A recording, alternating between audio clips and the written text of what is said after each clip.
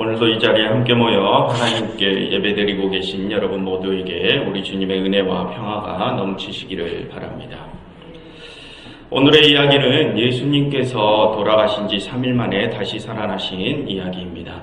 이 부활 이야기는 믿음이 있는 우리에게는 너무나 익숙한 이야기지만 사실 믿지 않는 이들에게는 받아들이기에 조금 부담스러운 얘기일 수도 있습니다.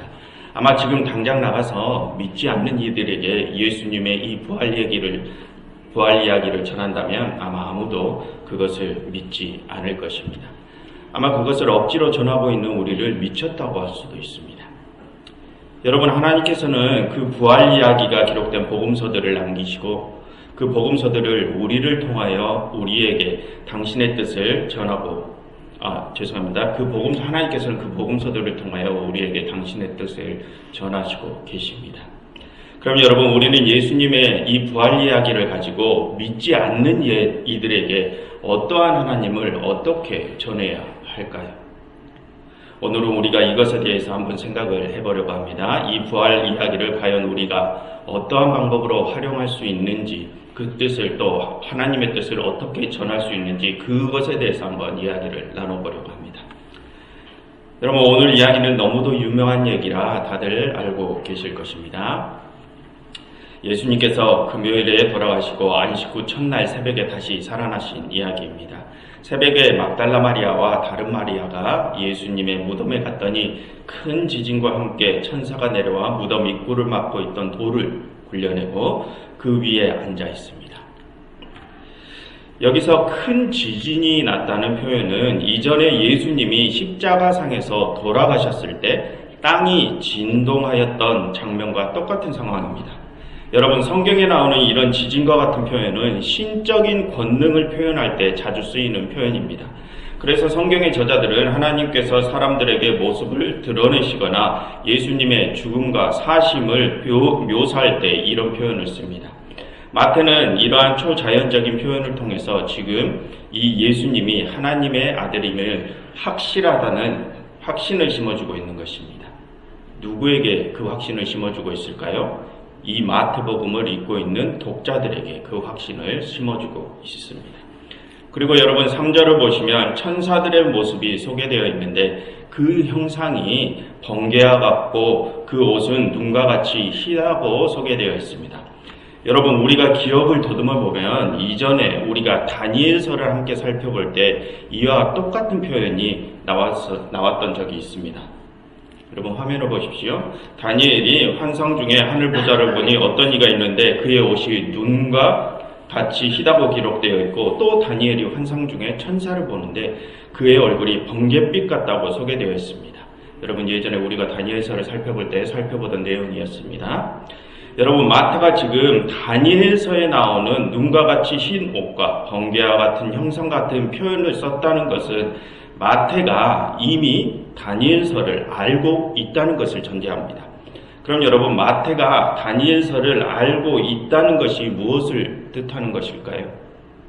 마태는 이미 구약에서 말하는 하나님을 믿고 있다는 것입니다. 이미 하나님에 대한 믿음이 있는 마태가 지금 예수님에 대한 이야기도 전하고 있다는 것입니다. 그럼 여러분, 지금 이 마태가 전하는 예수님의 이야기를 가장 처음에 접했던 사람들은 어땠을까요? 여러분, 마태는 이 복음서를 기록하고 자신이 속해 있는 신앙 공동체에게 가장 먼저 이 마태복음의 이야기를 전했을 것입니다. 그럼 그 마태의 공동체원들이 이 표현들을 처음 접했을 때 마태처럼 그 표현들에 익숙했겠느냐, 친숙했겠느냐, 지금 이것을 묻는 것입니다. 이것에 관련해서 잠시 다른 이야기를 좀 해보겠습니다. 여러분, 이 마태복음에 소개된 예수님께서는 12제자들을 처음으로 파송하실 때 가장 먼저 누구에게 가라고 명하셨는지 기억이 나십니까? 여러분, 다시 화면을 보십시오. 10장 5절과 6절을 보시면 예수님께서는 12제자를 처음으로 파송하실 때 가장 먼저 이스라엘의 집 어린 양들에게 가라고 말씀하셨습니다. 유대인들에게 가장 먼저 복음을 전하라고 예수님께서는 말씀하셨습니다. 그런데 여러분, 마가복음이나 누가복음에는 예수님께서 제자들을 파송하실 때 가장 먼저 유대인들에게 가라는 말은 빠져 있습니다. 마태복음에만 유독 그 이야기가 있습니다. 마태는 마가나 누가와는 다르게 유독 유대인들에게 관심이 아주 많습니다. 여러분, 왜 그럴까요? 여러분, 이러한 차이는 지금 마태가 지금 가장 관심을 가지고 있는 대상들이 유대인들이라는 것을 말해주는 것입니다. 그래서 마태는 유대인들에게 친숙한 구약의 표현을 자주 사용하는 것입니다. 여러분, 우리는 방금 오늘 본문에 기록된 양털과 같은 흰옷, 번개와 같은 형상 등과 같은 표현이 구약 성경 다니엘서에 기록된 표현들이라고 배웠습니다. 그리고 방금 2절에서 예수님께서 죽고 사심을 표현할 때 지진이 났다는 표현이 쓰였지 않습니까? 그런 땅의 흔들림에 관한 표현도 구약에서 신의 현현 장면, 하나님의 현현 장면을 묘사할 때 너무도 자주 사용하던 표현 방법이었습니다. 이처럼 마태는 구약에 기록된 여러 표현들을 자신의 복음서에 아주 빈번히 사용합니다. 여러분, 그 이유가 뭐라고요? 마태가 지금 관심을 가지고 있는 대상들이 유대인들이기 때문입니다. 그래서 마태는 그 유대인들에게 친숙한 구약의 표현들을 빌려와서 자기의 복음서에 쓰고 있는 것입니다. 그럼 여러분, 이 유대인들은 마태복음을 처음 읽고 어떤 느낌이 들었겠습니까? 아주 친숙했을 것이라는 말입니다. 그렇다면 여러분, 여기서 우리가 이러한 배경들을 염두에 두고 생각을 해보면 지금 이 마태복음은 가장 처음에 어떠한 그룹을 대상으로 전해졌다는 것입니까? 이 마태복음은 가장 먼저 이미 하나님을 알고 있는 유대인들에게 전해졌다는 것입니다. 이미 구약 성경에 친숙한 자들, 이미 하나님에 대한 믿음이 있는 자들에게 이 복음이 가장 먼저 전해졌다는 것입니다. 여러분, 이게 무슨 뜻일까요? 이게 무슨 말일까요? 지금 이 마태복음은 하나님께서 이미 하나님에 대한 믿음이 있는 자들을 위한 책이었다는 것입니다. 믿지 않는 자들을 대상으로 한 책이 아니라 믿는 자들을 위한 책이었다는 것입니다. 그럼 여러분, 이미 믿음이 있는 자들이 이 예수님의 부활 장면을 처음 접하게 됐을 때 이들은 어떠한 반응을 보였을까요? 하나님에 대한 믿음이 없는 자들이 부활 이야기를 접할 때처럼 그런 거부감이 들었을까요? 그렇지 않았을 것입니다. 여러분, 구약 성경이 전하고 있는 하나님을 이미 믿고 있는 이들은 이미 구약 성경에 대한 믿음도 있던 자들입니다. 그럼 그들은 구약 성경에 나오는 엘리야 이야기도 이미 알고 있지 않겠습니까? 이미 그들은 엘리야가 살아서 하늘로 승천한 이야기도 다 믿고 있던 자들입니다. 그럼 여러분, 그런 믿음을 가진 자들이 예수님의 부활 이야기를 전해 들었을 때 그 부활 이야기를 부담스럽게 느꼈을까요? 그들은 자연스럽게 부활 이야기도 받아들일 수 있었을 것입니다. 왜 그렇습니까? 엘리야를 산채로 하늘로 올리신 그 하나님께서 죽은 자식을 다시 살리시는 일은 어렵지 않은 일이기 때문입니다. 여러분, 구약 성경이 말하는 것이 무엇입니까? 하나님께서 세상을 창조하시고 사람을 만드시고 하나님께서 그 사람에게 생명을 주시고 그 사람을 죽지 않게도 하셨다라고 말하는 것이 구약 성경의 이야기 아닙니까? 그럼 구약에서 소개하는 그 하나님께서 죽은 자를 다시 살리시는 것이 어렵겠습니까? 그렇지 않겠죠. 그러니 신약의 부활 이야기를, 마태복음의 부활 이야기를 전해들은 유대인들은 거부감 없이 그 이야기를 받아들일 수 있었을 것이라는 말입니다. 그럼 여러분, 여기서 생각을 우리가 해볼 것이 있는데, 지금 이 유대인들은 마태가 전하고 있는 이 이야기를 예수님에 대한 이야기로 받아들였을까요? 아니면 하나님에 대한 이야기로 받아들였을까요? 그들은 이 복음을 하나님에 대한 이야기로 받아들였을 것입니다. 즉, 이 마태복음은 예수님에 대한 이야기가 아니라 하나님에 대한 이야기라는 것입니다. 마태는 지금 예수님이 다시 살아나셨다를 말하고 있는 것이 아니라 하나님께서 죽은 예수님을 다시 살리셨다라는 것을 말하고 있다는 것입니다. 누구에게요? 이미 하나님을 믿고 있는 자들에게 말입니다. 여러분, 28장 화면을 보십시오. 28장 6절을 보시면 천사가 무덤을 찾아온 여자들에게 그가 여기 계시지 않고 그가 말씀하시던 대로 살아나셨느니라 라고 말을 하고 있습니다. 그런데 여기서 살아나셨느니라 라는 동사는 원래 헬라어 원문으로 보면 수동태로 기록이 되어 있습니다. 살아나셨다가 아니라 살리심을 받았다라는 것입니다. 즉 이것은 예수님께서 스스로 살아나신 것이 아니라 하나님께서 예수님을 살리셨다는 뜻입니다. 그것은 7절도 마찬가지입니다. 천사들이 여인들에게 말하기를 가서 그의 제자들에게 이르되 그가 죽은 자 가운데서 살아나셨음을 알리라는 것이 아니라 살리심을 받았다는 것을 알리라고 수동태로 기록이 되어 있습니다. 즉 이 부활 이야기는 예수님께서 살아나신 이야기가 아니라 예수님이 하나님께 살리심을 받았다는 이야기라는 것입니다. 이 이야기는 예수님에 대한 이야기가 아니라 하나님에 대한 이야기라는 것입니다. 그러니 여러분, 이 하나님에 대한 이야기를 통해서 마태는 이미 믿는 자들에게 무슨 말을 하고 싶은 것일까요? 그리고 여러분, 이 하나님에 대한 이야기는 지금 우리도 이미 믿고 있지 않습니까? 지금 우리에게 무슨 말을 하고 있는 것일까요? 여러분 5절을 보십시오. 5절에 무엇을 말하고 있습니까? 여자들이 지금 누구를 찾고 있습니까? 십자가에 못 박혔던 예수를 지금 여인들이 찾고 있습니다. 그럼 이건 또 무슨 뜻입니까? 지금 이 부활 이야기는 하나님께서 십자가에 못 박혔던 그 예수를 다시 살리신 이야기라는 것입니다. 그런데 6절을 보시면 그 부활 이야기는 예수님께서 십자가에 달리시기 전에 이미 말씀을 하시던 그 말씀 그대로 다시 살아나신 사건이라고 말을 합니다. 이미 예수님께서 십자가를 지시기 이전에 3번이나 예고를 하셨던 것처럼 자신이 십자가를 지시니 하나님께서 그 십자가를 지셨던 그 예수님을 다시 살리셨던 사건이라고 합니다. 여러분, 그럼 방금 5절과 지금 6절에서 하는 말이 무슨 말입니까? 하나님께서 십자가에 못 박혔던 예수님을 다시 살리셨다? 하나님께서 주인공이시라는 것입니다. 그런데 그 사건은 이미 예고되어진 사건이다. 그럼 여러분, 그 사건은 누구에 의해서 예견된 사건이라는 것입니까? 하나님에 의해서 예견된 사건이라는 것입니다.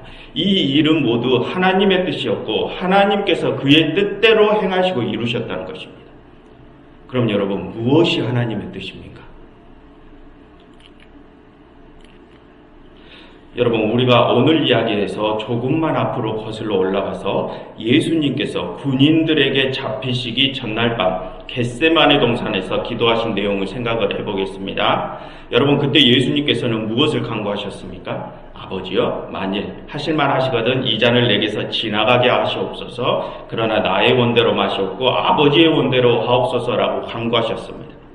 십자가의 길은 예수님께서도 두려워하셨던 길이었습니다. 그래서 예수님께서는 그 길을 피하고 싶으셨습니다. 그것이 인간으로서 예수님의 진심이었습니다. 그러나 예수님께서는 자신의 뜻이 아니라 하나님의 뜻대로 이루어지기를 간구했습니다. 그럼 여러분, 하나님께서는 그 기도를 들으시고 어떻게 하셨습니까? 예수님께 십자가를 지게 하셨습니다. 그것이 하나님의 뜻이라는 것입니다. 즉 26장 39절에서 우리가 알 수 있는 하나님의 뜻이 무엇입니까? 십자가를 져야 한다는 것입니다. 죽어야 한다는 것입니다. 그렇게 십자가를 지면, 그렇게 죽으면 어떻게 된다는 것입니까? 그 결과가 무엇이라는 것입니까? 그 결과가 오늘의 본문이라는 것입니다. 십자가를 졌으니 살아났다는 것입니다. 부활은 자동적인 것이 아니라 죽으니 살아난다는 것입니다. 죽어야 승리한다는 것입니다. 그것이 하나님의 뜻이라는 것입니다. 여러분, 우리가 그동안 마태복음을 계속해서 공부해 오면서 배워오던 것이 무엇입니까? 우리의 뜻, 우리의 신앙관이 중요한 것이 아니라 하나님의 뜻이 중요하다는 것이었습니다. 하나님의 뜻, 우리의 신앙관이 우리의 뜻이 중요한 것이 아니라 하나님의 뜻이 중요하다고 배워왔습니다. 그러니 예수님께서는 자신은 십자가를 피하고 싶으셨어도 자신의 뜻대로 행한 것이 아니라 하나님의 뜻에 따른 것 아닙니까? 그렇게 예수님께서 하나님의 뜻에 죽기까지 순종하셨기에 하나님께서 그 예수를 다시 살리셨다는 것입니다. 이게 예수님의 부활의 메시지입니다. 그러니 천사들은 그 메시지를 여인들에게 어떻게 하라고 합니까? 7절, 빨리 가서 그 메시지를 제자들에게 알리라고 합니다. 왜죠? 왜 제자들에게 알려야 됩니까? 여러분 28장 16절부터 20절에 기록된 마태복음의 마지막 장면을 보시면 아시겠지만 제자들의 사명이 하나님의 뜻을 이 세상 모든 사람들에게 전하는 것이기 때문입니다. 여러분 예수님께서는 왜 제자들을 세우셨습니까? 하나님의 뜻을 전하게 하시기 위하여 제자들을 세우셨습니다. 그러니 지금 천사들이 여인들에게 빨리 가서 그 제자들에게 전하라고 하는 것입니다. 무엇을 말입니까? 하나님께서 십자가를 지셨던 일을 다시 살리셨다. 이것을 전하라는 말입니다. 그리고 그 살아나신 예수님께서 갈릴리로 먼저 가 계신다고 또 전하라고 합니다. 여러분 지금 예수님께서는 갈릴리에 먼저 가서 제자들을 기다리신다고 하십니다. 여러분 여기서 예수님께서 말씀하시는 갈릴리가 어디입니까? 여러분 잠깐 28장 16절을 보시면 제자들이 갈릴리로 가서 예수님께서 지시하신 산에서 예수님을 만났다는 것을 알 수 있습니다. 여러분 여기서 예수님께서 지시하시던 산이 어디입니까? 갈릴리에 있는 산? 여러분 기억에 떠오르시는 산이 없으십니까? 맞습니다. 바로 그 산, 예수님께서 제자들에게 처음으로 가르침을 주셨던 바로 그 산, 산상설교를 주셨던 그 산입니다. 그럼 다시 7절로 돌아오셔서 예수님께서는 산상설교를 하셨던 바로 그 산에서 제자들을 기다리신다고 여인들에게 가서 전하라고 하십니다. 다음 8절입니다. 천사들을 만나 여인들은 두렵고 떨리는 마음이 있지만 예수님을 다시 만날 수 있음에 기쁨이 큽니다. 그래서 여인들은 제자들을 향하여 발걸음을 재촉합니다. 그런데 9절 예수님께서 제자들에게 달려가고 있는 여인들을 만나주십니다. 그리고 예수님께서는 여인들에게 말씀을 건네시죠. 평안하냐라고요. 여러분 지금 우리말 성경에는 평안하냐라고 번역이 되어 있지만 그 헬라어 원어를 보면 안녕하냐라는 단어로 표기되어 있습니다. 그런데 이 안녕이라는 단어는 긍정적 명령의 의미가 내포되어 있습니다. 너희는 안녕해라 이런 뜻이 내포되어 있다는 것입니다. 다른 말로 바꾸면 너희는 기뻐해라 라는 의미가 내포되어 있다는 것입니다. 왜죠? 이제 너희에게 구원의 길이 열렸기 때문입니다. 지금 너희들이 전해야 할 것은 기쁜 소식이라는 것입니다. 그러니 너희는 무서워하지 말고 가서 전해라 라고 하십니다. 죄송합니다.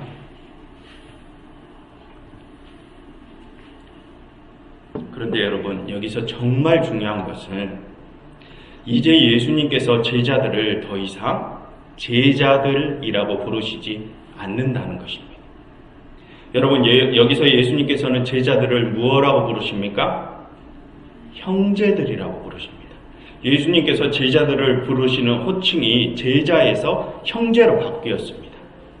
여러분 왜일까요? 왜 예수님께서는 제자들을 이제 더 이상 제자라고 부르지 않으시고 형제라고 부르는 것일까요? 그리고 여기에는 어떤 의미가 있는 것일까요? 여러분 이전의 제자들의 모습을 떠올려 보십시오.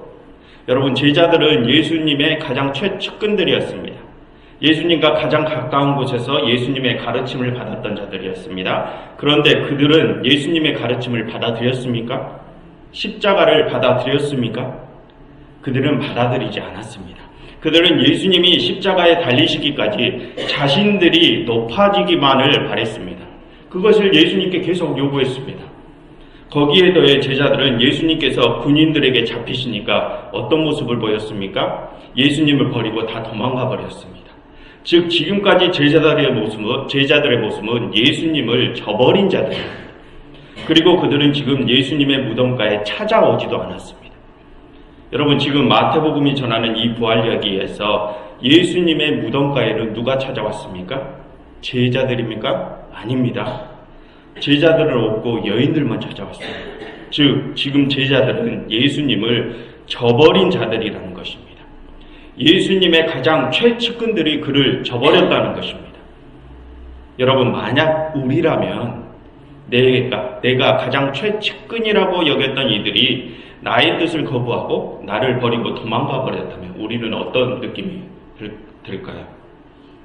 여러분, 만약 내 남편이, 내 아내가, 내 가족이, 내 친구들이 나를 배신했다면 어떤 느낌을 받으시겠습니까? 다른 사람들이 배신한 것보다 훨씬 더 큰 충격과 배신감에 휩싸이지 않겠습니까? 지금 그 상황입니다. 그런데 예수님이라고 다를까요? 여러분, 성경은 말하고 있습니다. 예수님께서는 우리와 똑같은 몸을 가진 인간 예수라고 말을 하고 있습니다. 여러분, 예수님이라고 배신감을 느끼지 않으셨을까요? 여러분, 성경은 예수님께서 우리와 똑같은 배신감을 받았다고 얘기를 하고 있습니다. 그런데 지금 다시 사신 예수님께서는 그렇게 자신을 배신한 제자들을 뭐라고 불러주십니까? 이제는 제자가 아니라 형제라고 불러주십니다. 그럼 여러분, 이 호칭의 변화가 무슨 뜻이겠습니까?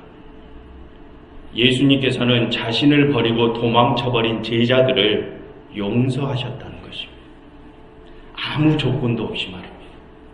아무 조건 없이 용서하실 뿐만이 아니라 이제는 그 제자들을 자신의 위치까지, 형제의 위치까지 높여주신다는 것입니다. 자신을 버린 원수 같은 이들을 말입니다. 여러분, 설교 초반에 이 마태복음의 부활 이야기는 이미 믿는 자들을 위한 이야기라고 했습니다. 믿지 않는 자들에게 이 부활 이야기를 전해봐야 우리는 욕만 먹을 수밖에 없다고 했습니다. 그러나 믿는 우리들에게는 오늘의 이야기가 자연스럽게 받아들일 수 있는 이야기입니다. 그럼 마태는 우리와 같은 이미 믿는 자들에게 오늘의 이야기를 통해서 무엇을 말하고 싶었던 것일까요? 여러분, 지금까지 마태복음에서 말하고 있었던 것이 무엇이었습니까? 여러분, 지난주에 예수님의 십자가 사건을 통하여 마태가 말하고자 하는 것이 무엇이었습니까? 세상 사람들 모두가 예수를 저버렸다는 것입니다. 우리 모두가 예수님께 수치와 모욕을 주어 죽게 했다는 것입니다.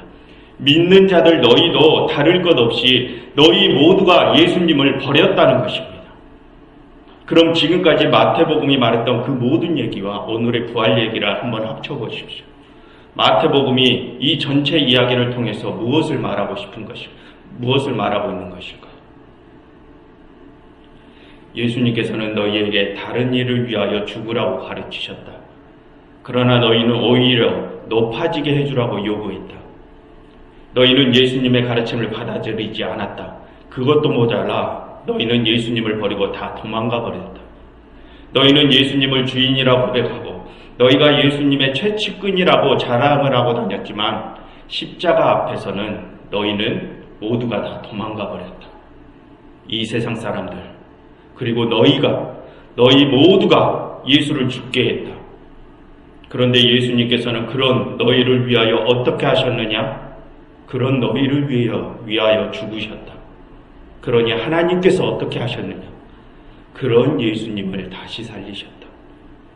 자신의 가르침도 받아들이지 않고 자신을 버리고 도망쳐버린 너희를 위해서 자신에게 수치와 모욕을 주며 죽음으로 내몰았던 그런 원수들을 위하여 자신의 목숨을 버렸기에 하나님께서 그를 다시 살리셨다. 그런데 그렇게 다시 살아나신 예수님께서는 그런 원수와 같은 너희에게 어떻게 하시느냐? 너희를 용서하시고 형제로 받아주신다. 원수인 너희를 용서하신 것뿐만이 아니라 원수인 너희를 하늘 보좌에 당신의 자리까지 올려주신다. 지금 마태는 이 말을 하고 있는 것입니다. 그럼 여러분, 마태가 지금 이 전체적인 이야기를 통해서 무엇을 말하고 있는지 느낌이 오십니까? 그러니 이제 너희는 어떻게 할 것이냐? 이 물음을 던지고 있는 것입니다.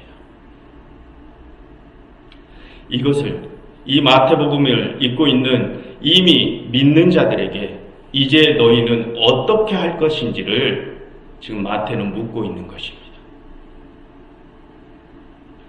여러분, 우리는 왜 하나님을 믿습니까? 우리의 믿음은 언제, 어디서, 어떻게 시작되었습니까? 뚜렷한 이유를 댈 수는 없지만 누군가가 우리를 정말 사랑하고 있다는 것을 느꼈기 때문이 아닙니까? 누군가가 나를 지켜보고 나를 보호해주고 나를 위하여 희생해주고 있다는 것을 느꼈기 때문이 아닙니까? 그것이 부모를 통해서든 이웃을 통해서든 그 누구를 통해서든 뚜렷이 말을 할 수는 없지만 그들의 뒤에는 어떤 커다란 존재가 나를 너무도 사랑하고 있음을 느꼈기 때문에 우리가 하나님을 믿는 것 아닙니까? 그래서 마태는 지금 그 이야기를 하는 겁니다. 우리가 느꼈던 그 사랑이 바로 하나님의 사랑이다. 그렇게 우리를 사랑하시는 분이 바로 하나님이시다. 우리를 죽기까지 사랑하셔서 정말로 당신의 아들을 죽이신 분이 바로 하나님이시다. 그러니 이제 너희는 어떻게 할 것이냐? 이 말입니다. 그러니 너희는 이제 가서 세상 모든 민족들에게 그 사랑을 전하라고 하는 것입니다. 하나님께서 너희 모두를, 이 세상 모든 이들을 죽기까지 사랑하고 계시다는 것을 전하라는 것입니다. 어떻게 말합니까? 우리가 다른 어떤 누구를 통하여 하나님의 사랑을 느꼈던 것처럼 그렇게 이제 우리가 다른 이들에게 그 사랑을 느끼게 해주라는 것입니다. 어떤 방법으로 말입니까? 예수님께서 산상설교로 가르치시고 그의 온 몸과 온 삶으로 보여주신 것처럼 말입니다. 우리를 위하여 정말로 자신의 목숨까지 아끼지 않으며 사랑하셨던 것처럼 예수님 당신을 버리고 도망쳐버린 우리를 아무 조건 없이 용서해 주시고 다시 형제로 받아주시고 하늘의 영광의 존재로 올려주신 것처럼 그렇게 값없는 희생과 용서와 사랑을 다른 이에게 보여주라고요. 그래서 하나님께서 이 세상 모든 이들을 다 용서하시고 사랑하신다는 것을 알려주라고요. 우리의 실제 행동으로 말입니다. 그 말이 마태복음의 마지막 16절부터 20절에 있는 예수님의 마지막 지상명령입니다. 여러분, 설교 초반에 이 마태복음은 믿는 자들을 위한 책이었다고 했습니다. 믿지 않는 자들을 위한 책이 아니라 이미 믿음이 있는 자들을 위한 책이라고 했습니다.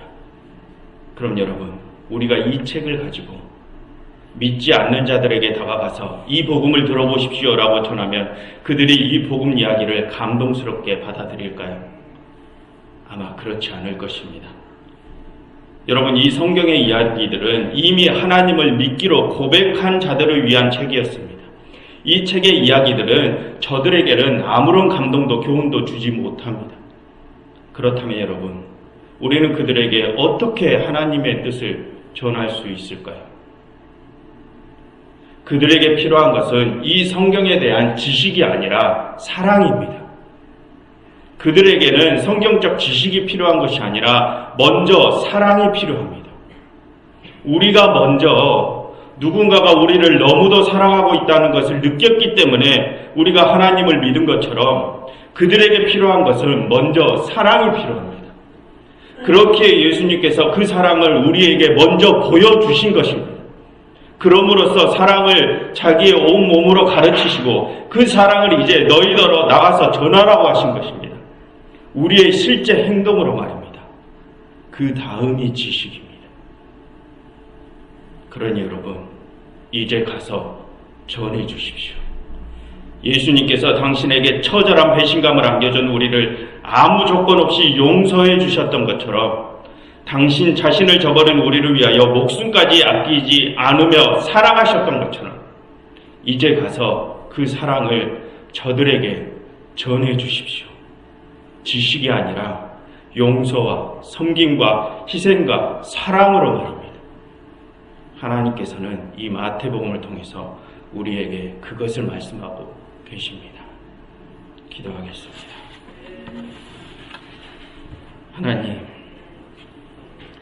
하나님께서는 당신의 아들을 통하여 당신의 한없는 사랑을 보여주셨습니다. 그 사랑이 저희에게 먼저 전해졌기에 저희가 하나님을 믿습니다. 하나님, 그러니 이제는 저희가 하나님의 그 사랑을 또 다른 이들에게 전하게 하여 주시옵소서. 하나님께서 먼저 저희를 사랑하셨듯이 그들도 저희를 통하여 하나님의 사랑을 먼저 전해받게 하옵소서.